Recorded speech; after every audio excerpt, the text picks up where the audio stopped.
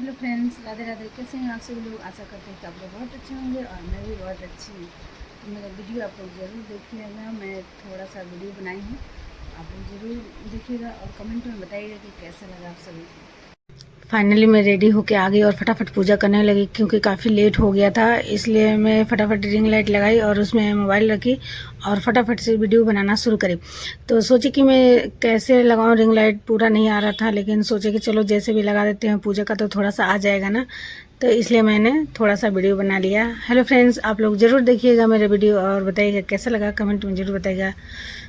और मेरा ये ज़्यादा लॉन्ग हो जा रहा था वीडियो, इसलिए मैं आरती वाला वीडियो थोड़ा सा दूसरे में डालूँगी। ये 12 मिनट का है, तो आप लोग ज़रूर वॉच कीजिएगा।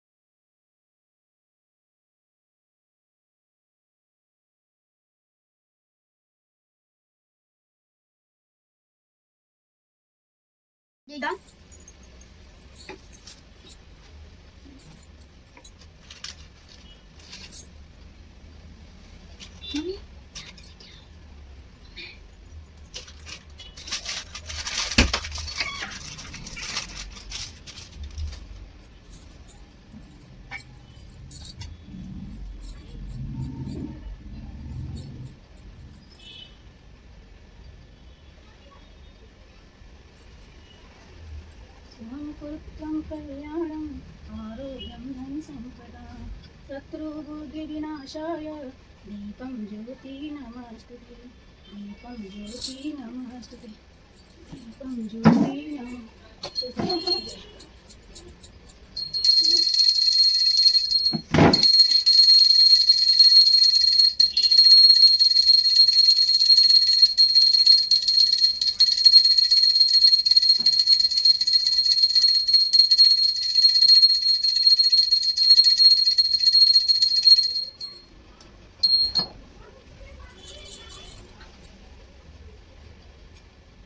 शुभं कुरुत्वं कल्याणं आरोग्यं धनसम्पदाम्।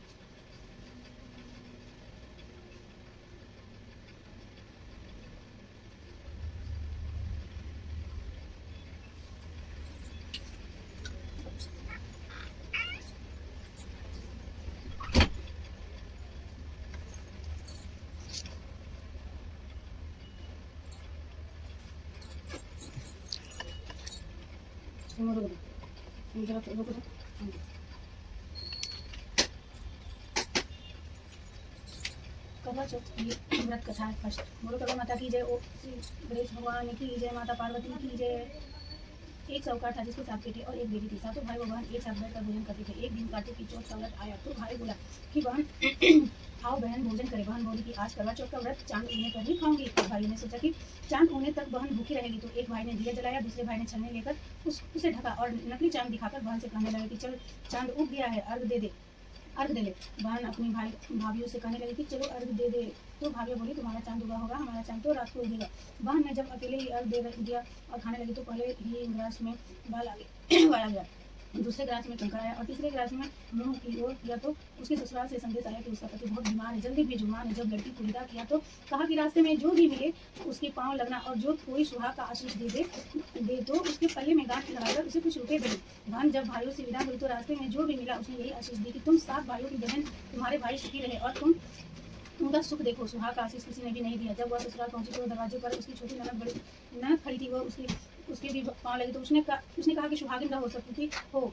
तो उसने यह सुनकर पल्ले में गांठ बांध दी और ननद को सोने का सिक्का दिया। तब भीतर गई तो सास ने कहा कि पति धरती पर पड़ा है, तो उसके पास जाकर उसकी सेवा करने के लिए बैठ गई। बाद में सास ने दासी हाथ में बची कुची रोटी भेज दी। इस प्रकार के इससे समय बीतते बीतते मार्गशीर्ष की चौथ आई तो चौथ माता बोली, करवा ले भाइयों की प्यारी करवा ले। लेकिन जब उसे चौथ माता नहीं दिखाई दी तो वो बोली, हे माता, अपने मुझे पछाड़ा तो आप ही मेरा उद्धार करोगी, आपको मेरा सुहाग देना पड़ेगा।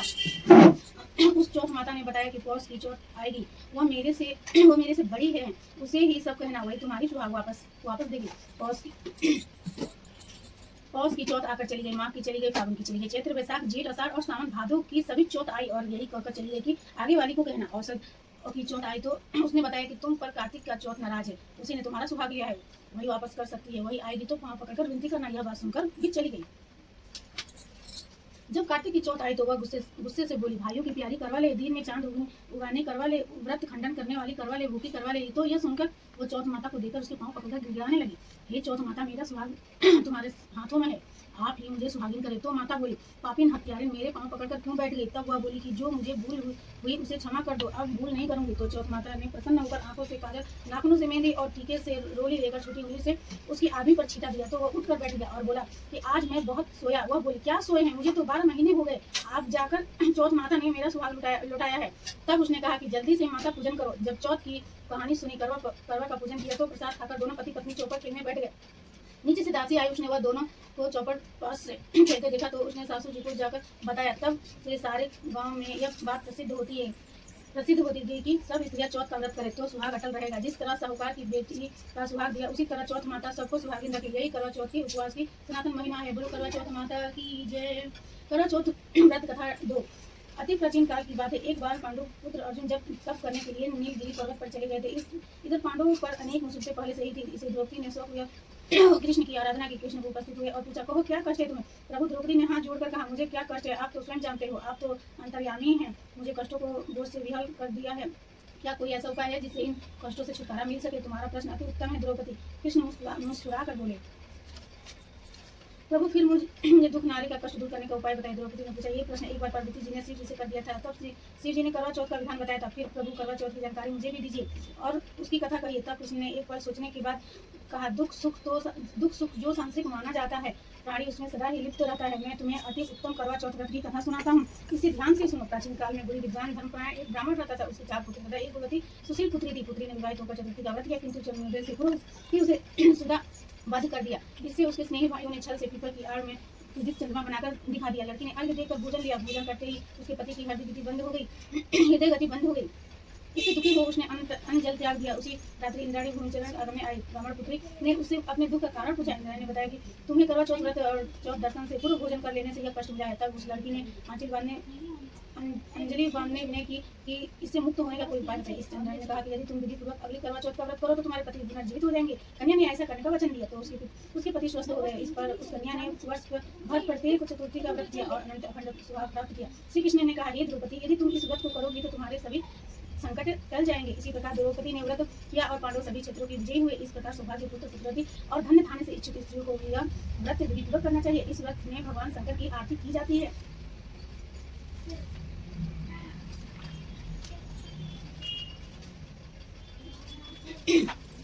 करवा चौथ व्रत कथा 3 नंबर। बोलो करवा चौथ माता की। एक ब्राह्मण परिवार में 7 बहुएं थी। 6 बहुएं के मायके वाले बहुत अमीर थे। इसी कारण ससुराल में उनका बड़ा मान था, परंतु छोटी के मायके में कोई नहीं था।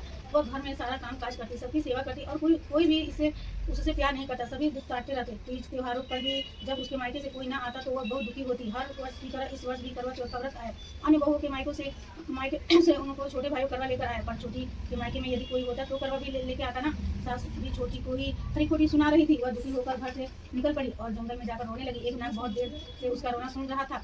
अंत में वह वेल से निकल कर आया। छोटी बहू से पूछने लगा, बेटी क्या बात है, तुम रो क्यों रही हो? छोटी बहू बोली, आज करवा चौथ है, मेरा कोई भाई नहीं है। यदि मेरा कोई भाई होता तो आज जरूर करवा लेकर आता। नाग को छोटी बहू पर दया आई। नाग ने कहा, बेटी तुम घर चलो, मैं अभी करवा लेकर आता हूँ। थोड़ी देर बाद नाग ससुराल पहुंचा। ससुराल वाले ने इतना सामान देकर चकित हो गए। सास भी प्रसन्न हो गई। सास ने प्रसन्न मन से छोटी बहू को नाग देवता के साथ भेज दिया। नाग देवता ने छोटी बहू को अपना सारा महल दिखाया और कहा, जितने दिन चाहो आराम से रहो, मन चाह खाओ, मन चाह पहनो, पर एक बात याद रखना, सामने रखी नाक कभी मत खोलना। छोटी बहू सारा समय महल में आराम से काटती, पर नाक के बारे में उसको सब बढ़ती जाती। एक दिन जब घर में कोई ना था, उसके नाक को उठाकर देखा तो हजारों छोटे छोटे सांप बच्चे इधर उधर रेंगने लगे। उसने जल्दी से नाक ढक दी। जल्दी में एक सांप को कुछ नाक के नीचे आकर कट दी। शाम को नाग के आने पर छोटी ने अपनी गलती स्वीकार कर ली। नाग ने भी उसे क्षमा कर दिया। जब छोटी ने ससुराल जाने की इच्छा की तो उसे धन रत्न आदि देकर विदा किया। छोटी के ससुराल में अब उसकी बड़ी इज्जत होने लगी। जिस सांप की पूछ कटी थी उसने सभी कहकर तंग करते थे। एक दिन उसने अपनी माँ से पूछा कि मेरी पूछ कैसे कटी है। माँ ने कहा कि छोटी बहू के नाल उठाने और जल्दी में रखने में तुम्हारी पूछ कटी है। तो बोला कि मैं छोटी से बदला लूंगा। माँ के बहुत समझाने पर भी वह एक दिन चुपचाप छोटी के घर जाकर छुपा और मौका पाकर उसे काटने की सोचने लगा। वहाँ छोटी बहू उसकी सास में किसी बात का बहस हो रही थी। तो छोटी कसम खाकर कह रही थी कि मैंने ऐसा नहीं किया। वो कह रही थी कि मुझे बंड भैया से प्यारा कोई नहीं है, उन्हीं की कसम खाकर कहती हूँ कि मैंने ऐसा नहीं किया। बंडा ने जब सुना तो सोचने लगा कि जो मुझसे इतना प्यार करती है मैं उसे ही काटने आया हूँ। वह चुपचाप घर चला गया। माँ ने पूछा, ले आए बहन से बदला? वह कहने लगा, माँ बहन से कैसे बदला? तभी तो बंडा भाई व छोटी बहन हुए। भाई प्रति वर्ष चौथ के दिन करवा लेकर जाता है। वह बहन बड़े प्यार से करवा चौथ का व्रत करती है। बोलो करवा चौथ माता की जय।